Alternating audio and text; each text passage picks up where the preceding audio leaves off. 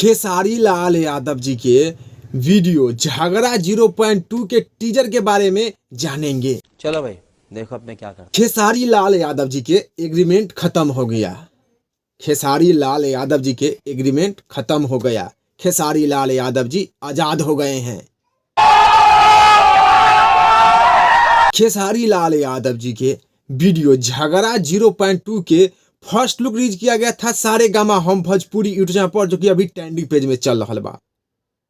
झगड़ा 0.2 वीडियो के first look release किया गया था सारे गामा हम भोजपुरी यूट्यूब चैनल पर, जो कि अभी ट्रेंडिंग पेज में चल रहा बा म्यूजिक वाला सेक्शन में।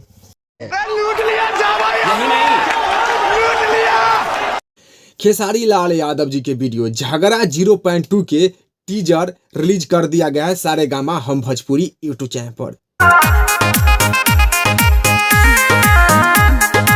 झगड़ा 0.2 गाना के गाए हैं खेसारी लाल यादव जी और नेहा राज और लिखे हैं कृष्णा बेदर्दी जी। झगड़ा 0.2 वीडियो के टीजर बहुत ही अच्छा, बहुत ही बेहतरीन बा। खेसारी लाल यादव जी के वीडियो झगड़ा 0.2 के टीजर बहुत ही अच्छा, बहुत ही बेहतरीन बा। आप लोग भी जाकर सारे गामा हम भोजपुरी यूट्यूब चैनल पर जाकर देख सकते हैं। झगड़ा 0.2 गाना के फुल वीडियो 9 तारीख के रिलीज किया जाएगा।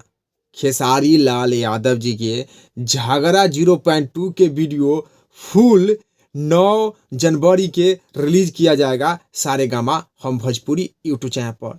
तो आप लोग फिलहाल में जाइए और झगड़ा 0.2 के टीजर देखिए और देखने के बाद नीचे कमेंट बॉक्स में बताइए कि आप लोगों को देखने में कैसा लगा। चलिए इस वीडियो में इतने। Bye bye tata. Bye bye tata goodbye गया।